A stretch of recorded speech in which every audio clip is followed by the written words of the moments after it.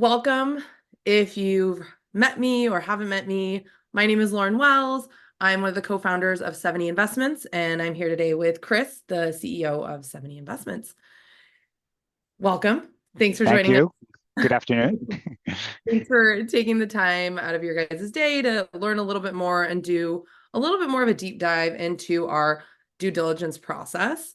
Now, if you've attended webinars in the past, we host monthly webinars for advisors and brokers that we have agreements with. And really the point is to provide you with education around who we are, what we do, how we do it. And we typically go into a deep dive on a specific area each month. So this month, we will talk about an overview of our offerings, how we got here, but really a bulk of the webinar will be about our due diligence process, because acquiring assets, how we acquire them, and acquiring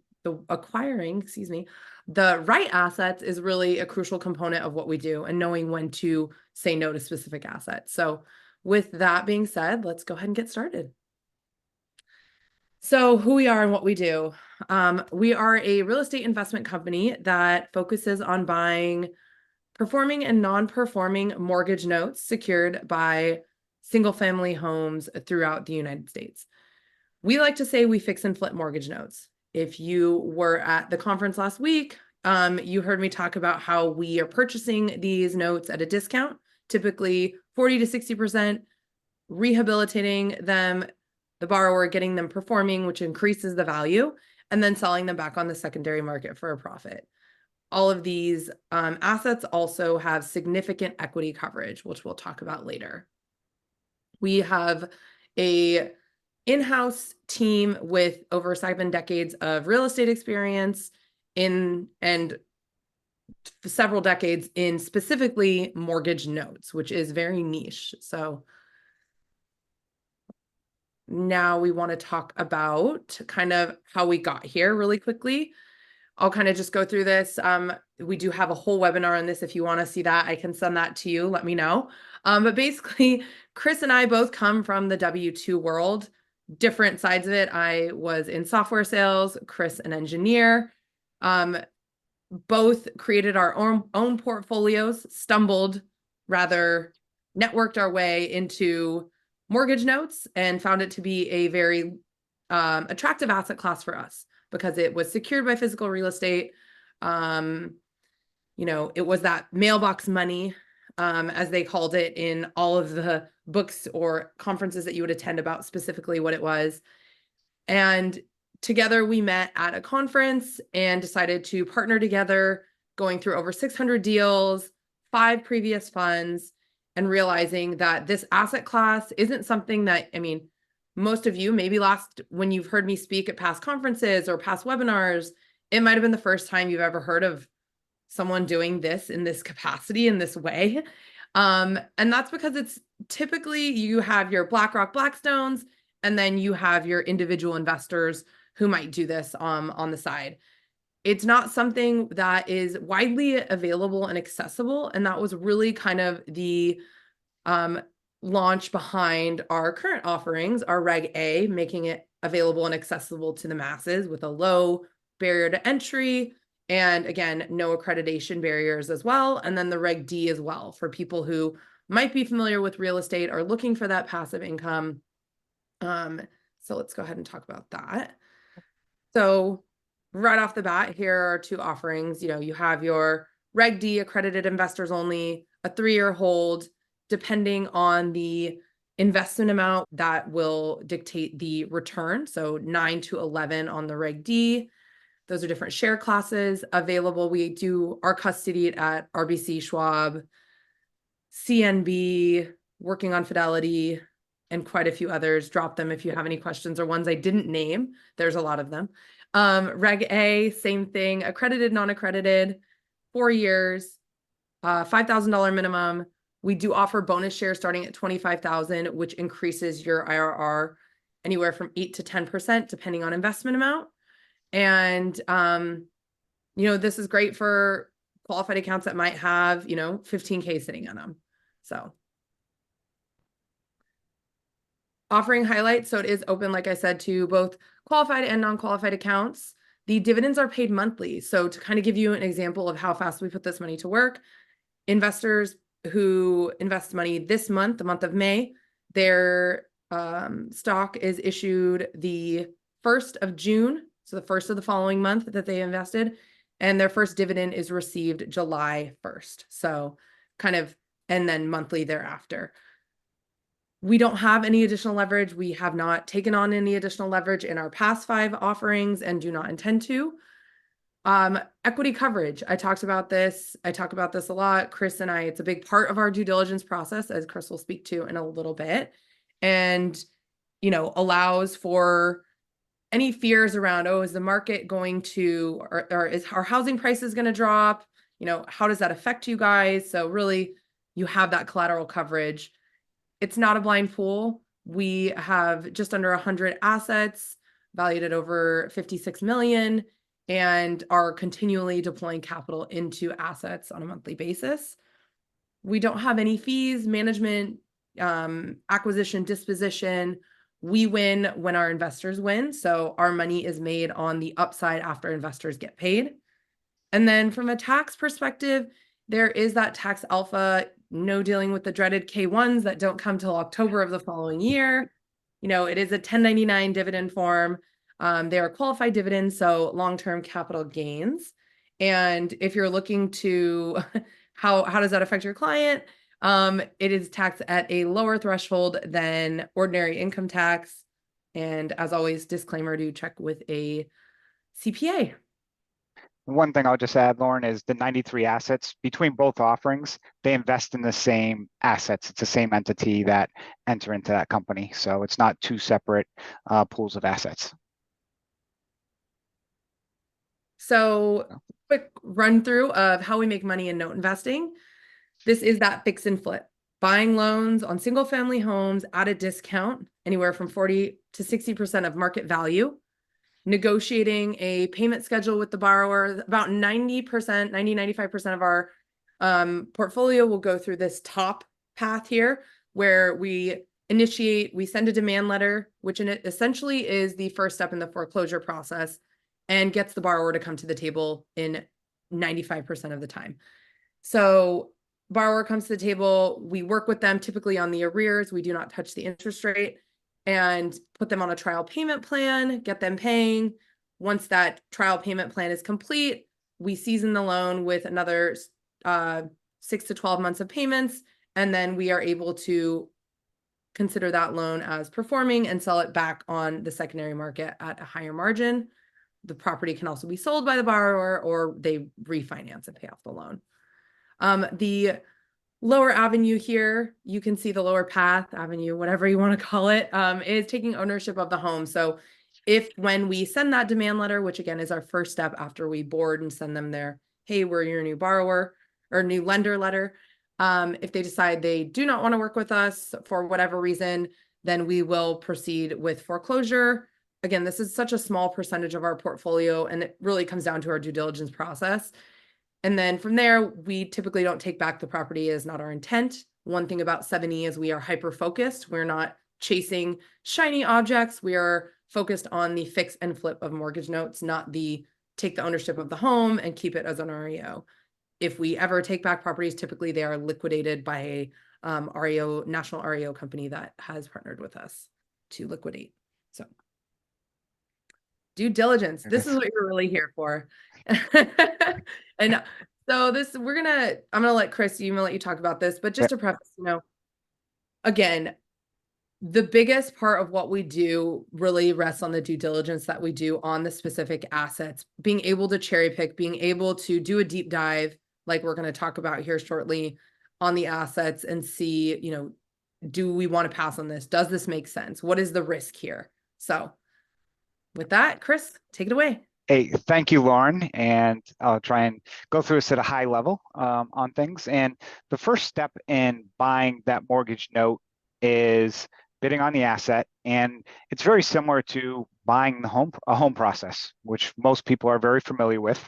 We will put in a bid on the asset, and we're bidding on a yield. And we'll talk a little bit about interest rates and things later. we typically, the seller will come back with either an acceptance, a rejection, or a counter. And once it's accepted, we'll go into a due diligence period. And this is really the crux of what we do and what we're, I believe, very good at. And we'll talk about that process. And again, using the similarities to buying a home, it's like getting it under escrow and then doing your inspections and everything else as part of that process. After the due diligence, there could be things wrong that we find. The property might not have the right value, could be issues with title, whatever the case may be, which might cause us to fade our bid or reduce our price. And then lastly, at the end of this is when you close on the loan. The interesting thing I'll mention about this entire process, you don't sign a document between the buyer and seller. It's more of the old school way of the handshake agreement of going through this process. And at the end is when the contract is signed. You know, there's no purchase and sale or letter of intent. And this is why it's such a relationship-based business. And we've been in it a long time where we built a lot of relationships to be able to go through this process. Lauren, anything else you want to add? No, I just think it's important to highlight that it's not this, the timeline of this is actually something I will touch upon. The Yeah, go whole, ahead. like start to finish, I'd say 4 to 6 weeks. It can go quicker, depends on how many assets we're evaluating and bidding on and going through due diligence with. But important to note that it is not a, you know, we place the bids and 3 days later we're loading assets into our system. So it is definitely a thorough process. Yeah. But it's also not a 3 to 6 month process either. So, which, you know, depending depending on what you're doing due diligence on. So here we just show, here's a screenshot of a tape. And what a tape is, it's a spreadsheet of assets. We will get them from a seller, which there could be one, or there could be, we've seen, I think the largest is like 1,400 assets that we look at. And we'll go through, we'll sort these by specific criteria, whether it's state, property value, to make sure it fits our buy box. And like Lauren mentions, you know, we're very strategic in what we look to go after. And we see a significant amount of loans, which gives us that ability to what's called cherry pick or select the ones we like and don't like. And as you can see on this screen, you know, the ones in red are ones we're not going to look at. The ones in green are a definite, we definitely want to look at those. Oranges, we're still debating. One thing I'll also mention, because this gets asked a lot to Lauren and I, is the interest rates. When you see the tape and you have all different interest rates, how does today's interest rate environment impact you know, the interest rates on these loans? And it's really non-correlating because the interest rates on the loan are fixed and we're targeting a yield. So if we're going to target, I'm just going to pick a number, 14% yield, you know, we adjust the bid based off of the revenue stream to target that yield. And really the interest rates today floating between 5 and 7% don't have that impact. Anything else you want to add, Lauren? No, not on this slide. Okay. I'll let you start this one, which is the due diligence and what we like to call the 3 Ps. You always say start, but I like have a hard time like stopping. So we'll see. I'll probably take this whole slide.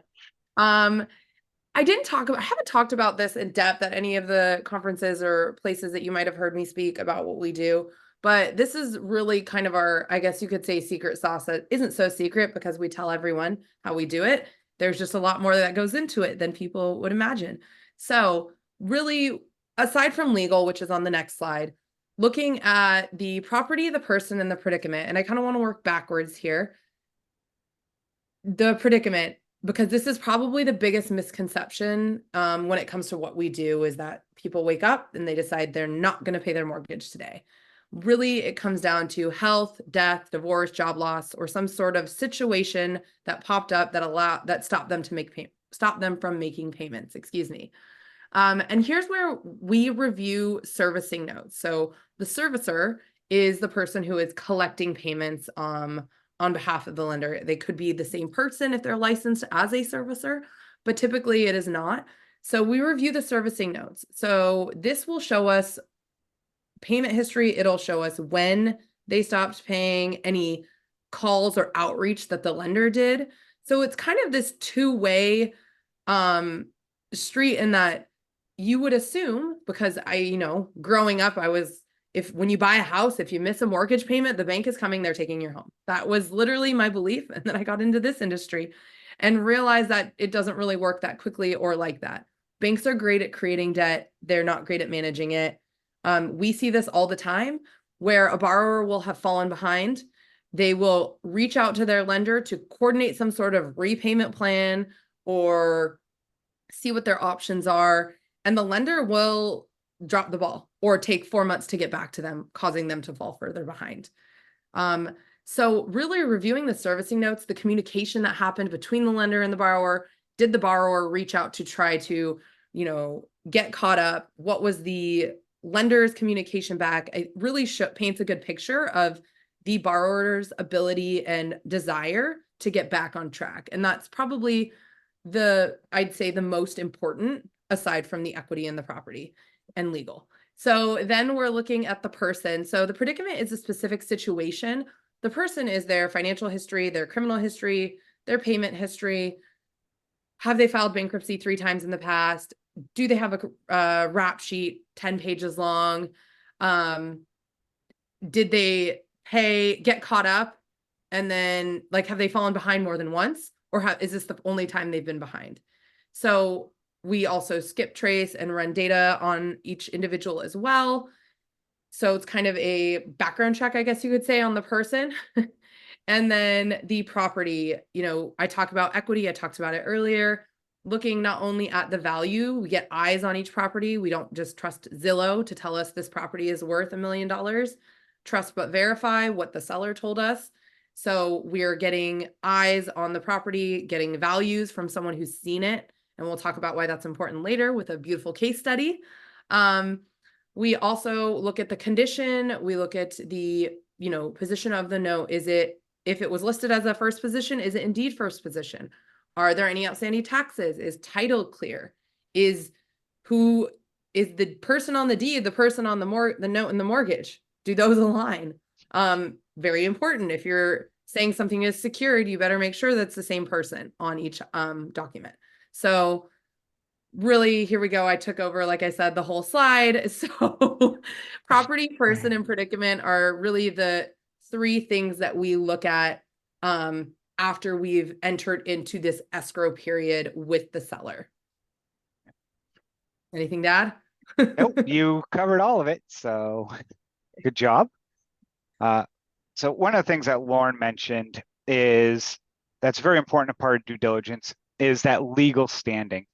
Is, the asset truly secured? Does the borrower actually owe that money? Because there's situations where they may not owe that money, or they do, but it's going to be much more difficult to obtain. For example, if a borrower passes away, has 10 heirs, things can get very challenging. So here are some of the legal standing things that come up at a very high level. And first, I just want to explain the difference between a note, a mortgage, and title or the deed, because we get asked this a lot. And for anyone who's bought a house, probably don't even realize that you signed 2 documents. You signed a note and a mortgage. And the note is an IOU. It's Lauren's buying a house and Seveney is the lender. She signs a note that says, I'm going to pay $10,000 and it will be $50 a month at this interest rate over this period of time. The IOU. Now, because houses are such expensive assets, probably the most expensive asset anyone will purchase, unlike a credit card, which is unsecured, you need to secure that money. You're not going to give somebody $500,000 or $1 million without having some type of recourse against them. That's what the mortgage is. It's the legal document that says, Lauren, if you don't pay, then we have the rights to this document.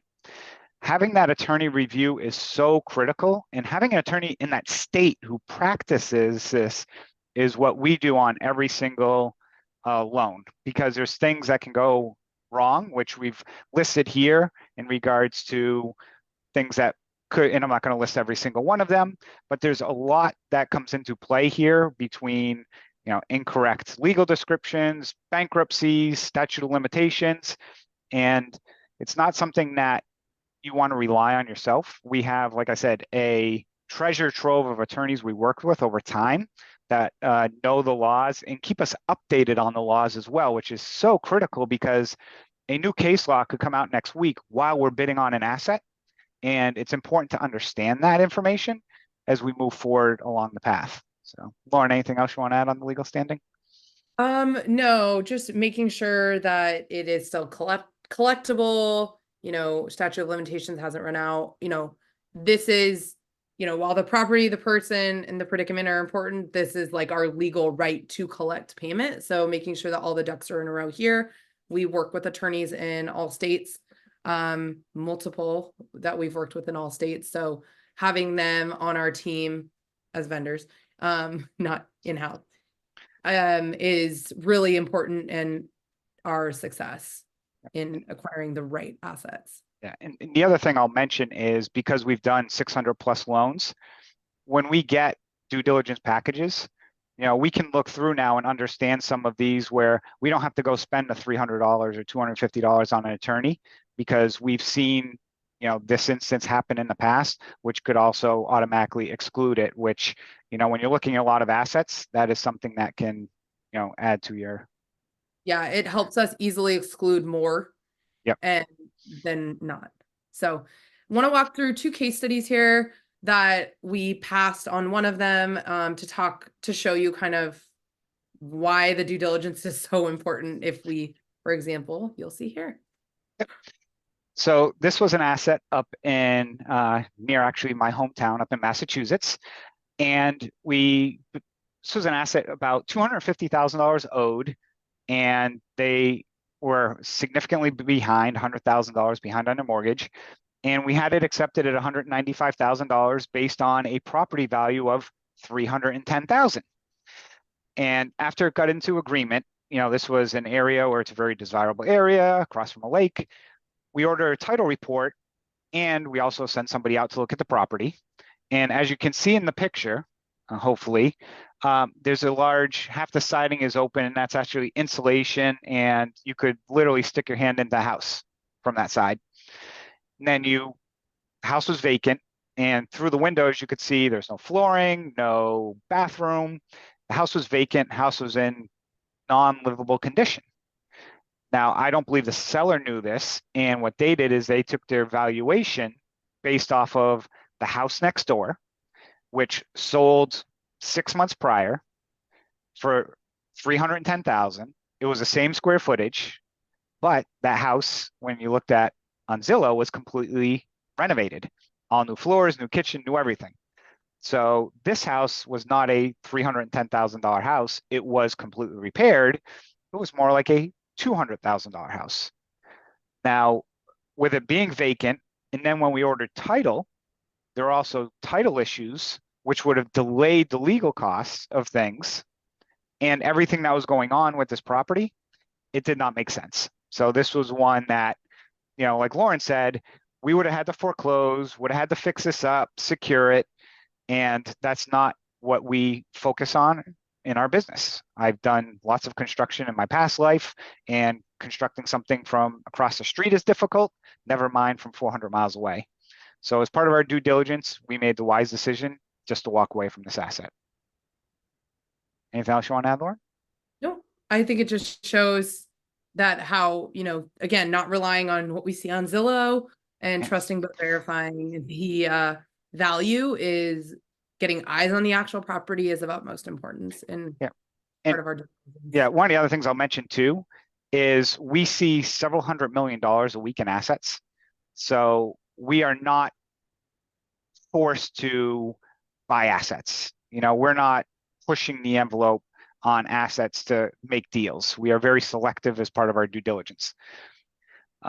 This other asset was up in Maine, and they owed a little over 200,000. Past, this one I think was 2013 was actually the last payment. And we were able to get this one at a significant discount, even though it had equity and what was going on with it. And it was because there's some case law in Maine called the Greenleaf case. And this was something we were familiar with, but didn't know the full story with it. So we got an agreement, reached out to an attorney who was very familiar with this case law because it's a Supreme Court case in Maine. So it is kind of the law. It's not an opinion, it is the law. And prior to the acquisition, the attorney relationship, they were so helpful because we've worked with them in the past and let us know you need to take a quiet title action on this loan. And it's probably going to take you, it could take 6 to 12 months. So understanding that if we bought this today, when we were doing due diligence and had to wait 12 months, we're just burning a hole in our pocket because there's nothing we can do until the action was resolved. The borrower is just going to continue to, live essentially for free in your house because they aren't making a payment. You can't foreclose on them because of what needed to occur. So we signed an agreement with the seller that we would buy the loan after you resolve this quiet title action. And so knowing that up front, it saved us 6 months of carrying costs and other costs. Took roughly about, I want to say 6 to 7 months. Then we purchased a loan. And then, like Lauren mentioned earlier, we were allowed to immediately start the foreclosure, send a demand letter. The court requires mediation, which we were familiar with. And one of the other things that's interesting about the due diligence as part of this was we're familiar with the state also has what's called HAF, home assistance funds. So during COVID, lots of states put money to help people with, who were COVID-related defaults. And the only thing you had to prove was that you were somehow impacted during COVID, and that's all you had to say. So this borrower said they were impacted for COVID, and we worked with them to get a $50,000 payment from the state. So, knowing the due diligence of there's this money out there that we could get, which is approximately 60% of our purchase price that we got from the state. Now the borrower sees hope that, okay, these people aren't going to foreclose. They got the money from the state. The borrower keeps paying. It allowed us to really take, I don't want to use the term advantage, but the knowledge that we had from the due diligence and with, the attorney relationship we had got us an asset that we worked a thorough resolution that most people probably wouldn't have gone through or were aware of. Anything else? Yeah. No, not to add here. I don't know what our next slide is. Okay, Yeah, so thank you. if anyone has, so a couple of things, common questions, because obviously I want to arm you guys with the best, who is this for? What questions do we hear a lot from your clients? So typically, I covered the one, why would people get back on track? Why would they come forward to pay with or to want to work with you guys? I think right now in this economic environment, people hear what we do and they think, oh my God, 2008. And I actually, next month, we're going to talk about this asset class in this economic climate. I'm going to have to think of a better way to phrase that because I don't like how that came out. But essentially, we're going to talk about the asset class in the economic environment that we're in. But people right now are highly incentivized if they've fallen behind to come work with us. And the reason being, the inventory of housing is down, rental rates are through the roof, emotional attachment to their home, and typically their payment that they're behind on is less than going and renting somewhere else. It's probably significantly smaller if they can find a place. So getting people to come to the table and have someone who's flexible, us, to work with them because of our steep discount that we acquired the loan at, is why we have such a high rate of people working with us through their loans. Another question I think that Chris covered earlier was talking through the differences between the mortgage and the note and how the mortgage secures the note to the property. And that is what the collateral is in this instance. So this is something for people, right now, clients might be afraid, what am I investing in? Being able to understand, and give them the example. Hey, if they own their home, for example, have you ever received a letter in the mail that said, Chase Bank sold your loan to Bank of America, send payments here? That's easy. They can see that now. That's what we do. We're buying the loans. We're sending that letter saying Seveney Investments has purchased your loan. So for people who want to understand what they're investing in, are looking for that, monthly income, whether it's to subsidize lifestyle now or in the future as they plan for retirement, diversify their investment portfolio. Again, these are just kind of some of the things that have come up in conversation when I am speaking with brokers at different conferences about who is this for and questions that come up from their clients. In terms of risk profile, there is no guarantee with any investment. However, here you're looking at something that is not correlated to the marketplace, that is secured by physical real estate and has significant equity coverage. So, people say, well, walk me through worst case. Worst case, let's say no borrower decides to work with us. The impact there is more of a time. Okay, so right now we turn loans every, say, 18 months. We would extend that 24 months. And we have the team, because we have an in-house team with the capacity to do that, to be able to manage those. Now, what would cause worst case? Again, I'm just kind of talking to worst case and what could possibly happen, but I just want to be able to speak very transparently about questions that we do get from you guys, from your clients. And if you guys do have any other questions and you want to drop them in the Q&A, go ahead. If not, I will give you back your time. As we seem to go through this a lot quicker than I had anticipated. But if you do have any questions, please feel free to reach out to Patrick Lanning. I have his email here, patricklanning@sevenyinvestments.com. You can also reach him on phone, 414-369-9513. And as always, I like to mention at the end of every webinar, because again, we do these monthly, if there is something you want to hear more about, please send us an email, let us know. These webinars are for you, to arm you, to let you know more about what's going on in our industry with our fund. But again, if you have any other questions, feel free to contact us, reach out to Patrick. And again, Chris, anything you want to add? Nope, I'm good. Awesome. Thank you guys so much for joining us today, and have a wonderful Wednesday. Thank you all.